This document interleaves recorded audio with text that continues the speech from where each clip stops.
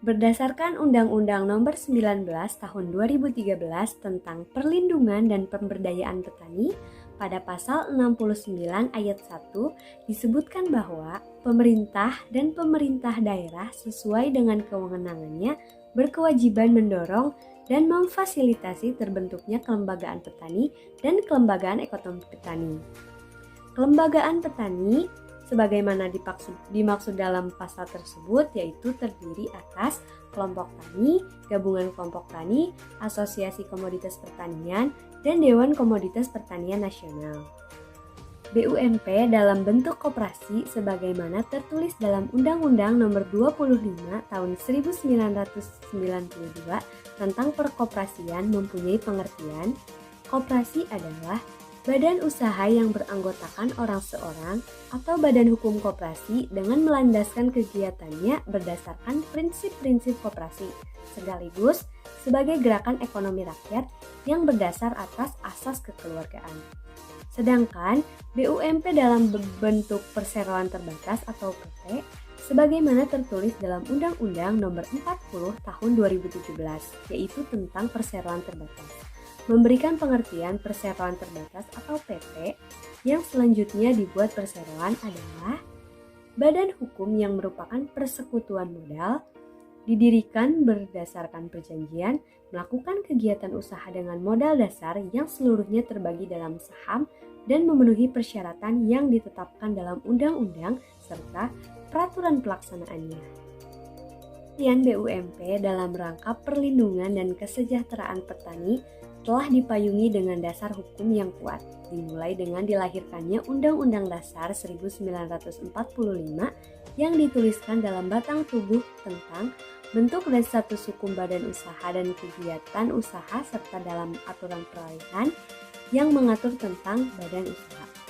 Pasal 27 dan 28 batang tubuh Undang-Undang Dasar 1945 sebagaimana telah diubah dan ditambah, menegaskan bahwa setiap warga negara berhak atas pekerjaan dan penghidupan yang layak.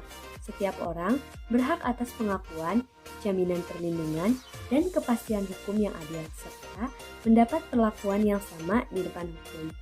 Hal tersebut diperkuat dalam pasal 33 Undang-Undang Dasar 1945 yang mengamanatkan bahwa perekonomian disusun secara kekeluargaan. Karena itu bumi, air, dan kekayaan alam yang terkandung di dalamnya dikuasai oleh negara. Kriteria BUMP, luas lahan minimal mengusahakan lahan seluas 200 sampai dengan 3.200 hektar, mengacu skala ekonomi berbasis kawasan per komoditas. Keanggotaan minimal dibentuk dari 2 sampai 3 poktan atau gapoktan, disesuaikan berdasarkan batasan wilayah kerja pemerintah setingkat kecamatan. Struktur organisasi, yaitu memiliki ketua, kemudian unsur pengawas, manajer, dan kepala unit usaha. Kemudian basis usaha, ya, kegiatan dilakukan mulai dari hulu sampai dengan hilir dengan menerapkan prinsip agribisnis dan sifat usaha yang berkelanjutan. Kemudian jejaring usaha, telah memiliki jaringan usaha mulai dari antar kelompok, antar gapoktan, dan antar wilayah kerja pemerintahan. Kemudian kemitraan, ya, telah mempunyai mitra usaha baik pemerintah, BUMN, BUMD, pelaku usaha atau perbankan atau lembaga-lembaga riset dengan berdasarkan batasan kawasan atau wilayah pemerintah berbasis komoditas. Legalitas bentuk usaha berbadan hukum.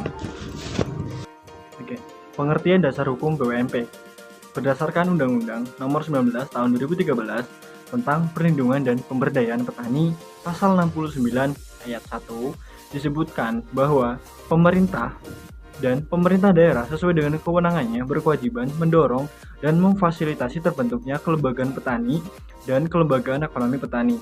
Kelembagaan petani sebagaimana dimaksud dalam pasal tersebut terdiri atas kelompok tani, gabungan kelompok tani, asosiasi komoditas pertanian, dan Dewan Komoditas Pertanian. BUMP sendiri berfungsi untuk meningkatkan skala ekonomi, daya saing, wadah investasi, dan mengembangkan jiwa kewirausahaan petani, dan paling sedikit berfungsi menyusun kelayakan usaha, mengembangkan kemitraan usaha, dan meningkatkan nilai tambah komoditas pertanian. Pembentukan dan pengelolaan BUMP. Secara umum, pembentukan BUMP dimaksudkan untuk meningkatkan pelayanan kepada petani sebagai standar pelayanan minimal, agar berkembang usaha taninya, memberdayakan kelompok tani atau Poktan dan gabungan kelompok tani atau Gapoktan dalam mengembangkan usaha agribisnisnya dengan berbasis kawasan pertanian, dan meningkatkan pendapatan dan kesejahteraan petani beserta keluarganya serta meningkatkan perekonomian di desa. Prinsip dasar kegiatan yang harus dilakukan dalam rangka pembentukan BUMP dilakukan melalui rembung tani guna membuat kesepakatan dalam pembentukan BUMP dengan melibatkan unsur pemerintah atau pemerintah daerah dalam hal ini pemerintah kabupaten atau kota untuk mendapatkan fasilitas dan pengesahan dalam pembentukannya. Beberapa materi yang harus didiskusikan dalam rangka pembentukan tersebut adalah struktur organisasi, yaitu merancang struktur organisasi BUMP yang menggambarkan bidang pekerjaan, usaha apa saja yang harus tercakup di dalam organisasi tersebut. Yang kedua, kriteria kepengurusan, yaitu menetapkan kriteria kepengurusan dengan memperhatikan gambaran pekerjaan atau job description agar dapat memperjelas peran dari masing-masing orang dalam unit organisasi BUMP. Kemudian yang nomor 3 yaitu keanggotaan. Menetapkan kriteria keanggotaan yang bercirikan batasan jumlah kelompok tani dan atau jumlah gabungan kelompok tani yang tergabung dalam satu kawasan pertanian dan jenis usaha tani yang diusahakan, dengan dibatasi pada tingkat pemerintahan di kecamatan. Yang keempat, pedoman kerja, yaitu menyusun pedoman kerja organisasi BUMP dalam bentuk ADART yang dijadikan rujukan pengelola sebagai aturan kerja. Kemudian, perencanaan bisnis, menyusun rencana usaha atau bisnis plan. Selanjutnya, sistem administrasi, yaitu menyusun sistem administrasi dan pembukuan. Kemudian, sistem insentif atau menetapkan sistem pemberian gaji atau pengupahan. Selanjutnya, sistem rekrutmen, yaitu proses rekrutmen untuk menetapkan orang-orang yang bakal menjadi pengelola BUMP. Selanjutnya, sistem koordinasi, yaitu menetapkan sistem koordinasi untuk menyatukan berbagai tujuan yang bersifat parsial ke dalam satu tujuan yang umum melalui penetapan sistem koordinasi yang baik dan efisien serta efektif.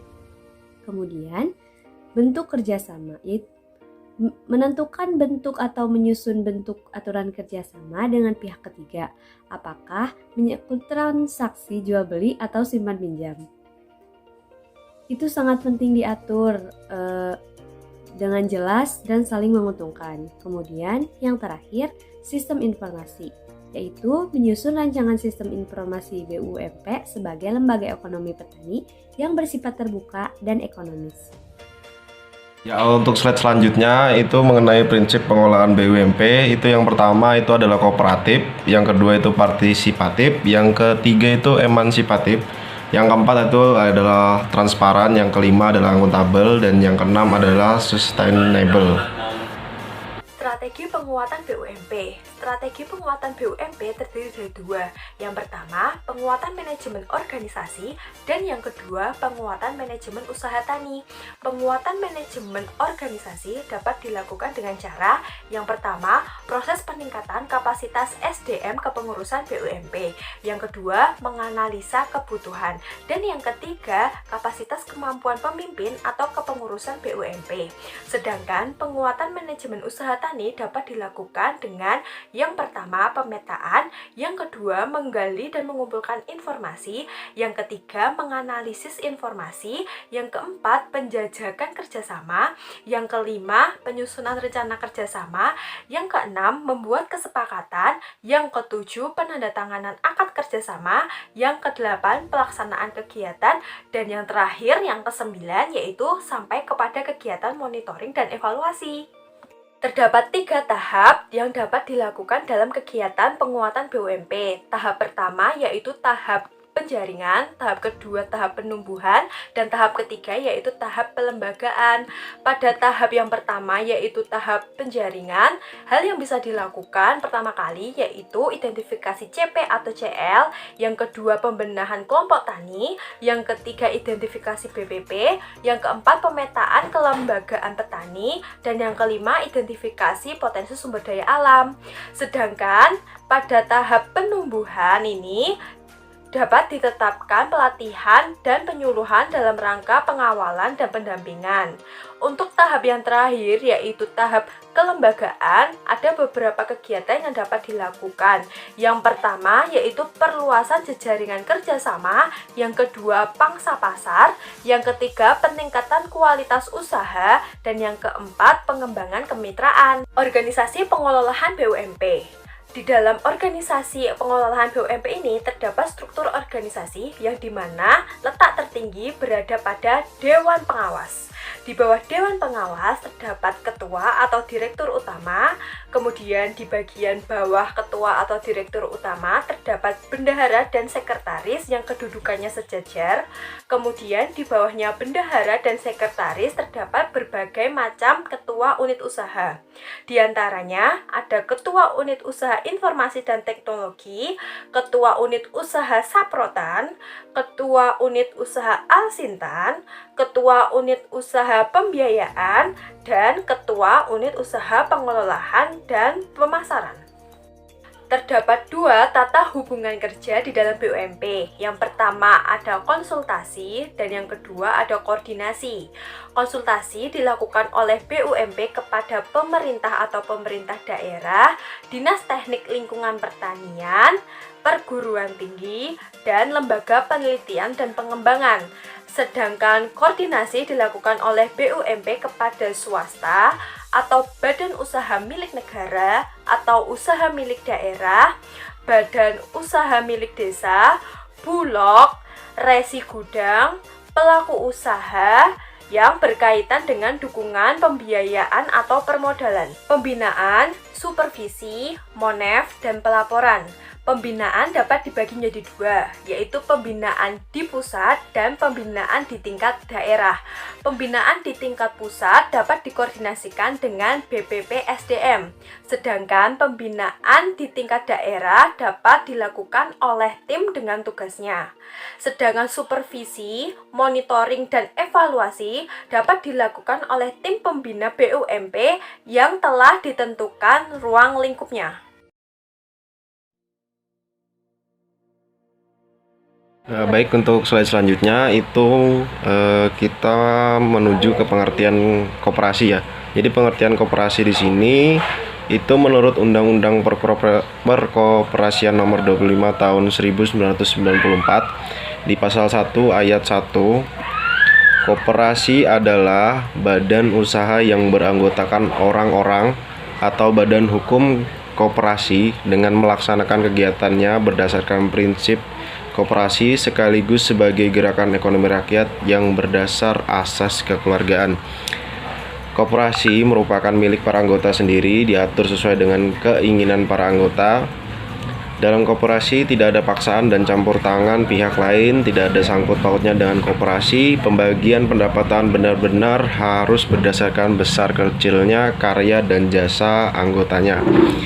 Jadi itu adalah pengertian koperasi menurut Undang-Undang Perkoperasian Nomor 25 Tahun 1994 Pasal 1 Ayat 1. Selanjutnya mengenai tujuan pembentukan koperasi sendiri ialah untuk mengembangkan kesejahteraan anggota. Jadi di dalam koperasi itu tujuannya seluruh anggota itu menjadi sejahtera, menjadi terbantu, menjadi ya lebih baik lagi untuk kedepannya. Jadi koperasi ini tujuannya untuk mensejahterakan anggotanya. Setelah itu tujuan dari koperasi ini ialah manfaat yang diterima itu lebih diutamakan daripada keuntungan atau laba ya, atau pendapatan. Jadi manfaat kekeluargaan, manfaat membantu sesama dan lain sebagainya itu. Jadi tujuan koperasi itu seperti itu. Nah, untuk pengelola dari koperasi sendiri ialah pada dasarnya manajemen meliputi kegiatan pengelola usaha koperasi dalam jadi pengelola itu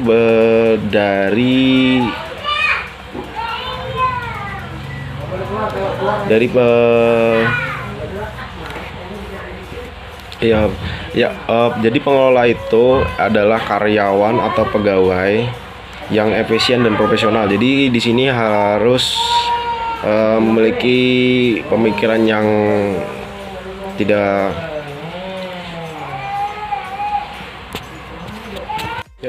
selanjutnya ini adalah pembentukan koperasi pertanian ya. Jadi di sini ada syarat dari Gapoktan atau gabungan kelompok tani membentuk koperasi tani. Itu pengembangan kegiatan usahanya dengan ciri-ciri. Jadi ada syarat-syaratnya untuk membuat koperasi tani. Yang pertama itu adalah usaha dikembangkan dan dikelola secara komersial dan berorientasi pasar. Yang kedua, memiliki aturan atau norma organisasi tertulis dan ditaati. Yang ketiga, memiliki kepengurusan berjalan sesuai kewajibannya. Dan yang keempat, membangun kemitraan dan jejaring usaha dengan berbagai pihak. Yang kelima, memiliki pencatatan administrasi kegiatan usaha berkesinambungan yang baik. Yang keenam, memiliki rencana kerja dalam pengembangan usaha tersebut. Yang ketujuh itu pemupukan modal usaha. Yang kedelapan itu telah mencoba mengembangkan kegiatan pengelolaan keuangan atau LKMA atau yang lainnya yang bersifat kegiatan pengelolaan keuangan. Nah, seperti itu. Jadi untuk syarat-syaratnya itu ada beberapa tadi dalam membentuk koperasi tani. Itu. Koperasi pertanian, poin yang nomor 2 yaitu fasilitas pembentukan koperasi pertanian.